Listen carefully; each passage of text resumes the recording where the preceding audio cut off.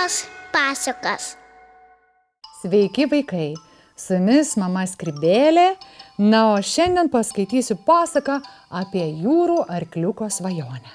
Vandenyno gelmėse galima sutikti daug fantastiškiausių gyvų būtybių, bet iš visų pats ypatingiausias be abejo jūrų arkliukas. Šis mažas jūrų žirgelis vaikšto dumblių miške išdidžiai iškėlęs galvą ir išlenkęs dailų liemenį. Reikia pasakyti, kad jūrų arkliukas yra vienintelis toks keistos rūšies. Jis plaukia stovėdamas, kad sustotų savo kibia uodega apsivynioja dumblius arba jūržoles, o panorėjęs pakeičia netgi kūno spalvą.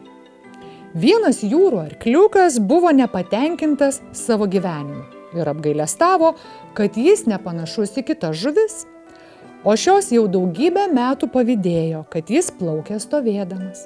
Bet jūrų arkliukas svajojo tik apie vieną – atsigulti vandenyje ir leistis nešamam jūrų srovės. Jis be perstojo apie tai galvojo, kol vieną dieną nusprendė imtis veiklos. Mano gyvenimas turi pasikeisti, apsisprendė jis. Pirmiausia, nutarė atsigulti ant jūros dugno, kaip raja manta. Jūrų arkliukas tol plaukė savo menkais pelekais, kol pasiekė dugną. Čia pabandė atsigulti, bet veltui. Kas kartą prisivertus pasilenkti žemyn, jo kūnas tuoj pat atgaudavo vertikalią padėtį. Jūrų arkliukas stengėsi iš visų jėgų pasislėpti smėlyje. Puolė jį stačia galva, bet vargšelis pradėjo dusti. Ko neišprotėjęs, jis pradėjo krypuoti į šonus ir lingavo tol, kol smėlyje pramušė skylę ir atgavo kvapą. Pasirinkau netinkamą naują gyvenimą, pagalvojo jis. Kitą kartą tikrai neapsiriksiu. Sumanė pasidaryti toks pat apvalus ir išpūstas žandis, kaip įstabioji mėnulžuvė. Pūtėsi,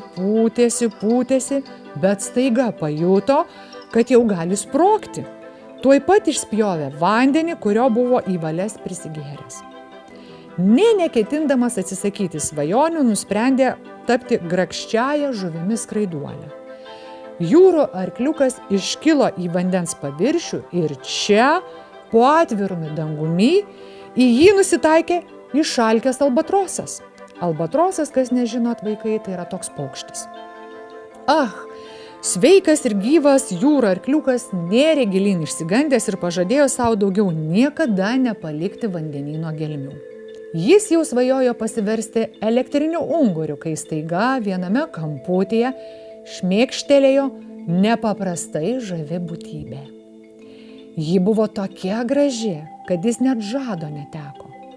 Gražuolė pradėjo plaukti link jo žemyn galvą, norėdama pasirodyti.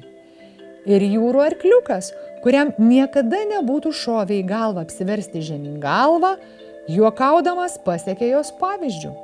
Galų gale, koks didelis džiaugsmas būti jūrų arkliuku.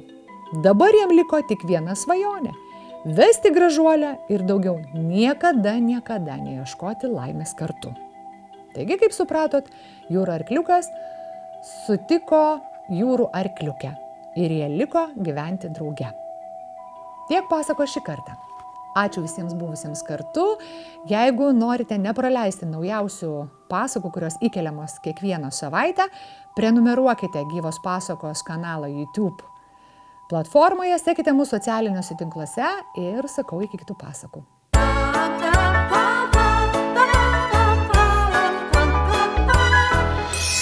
Gyvas pasakas.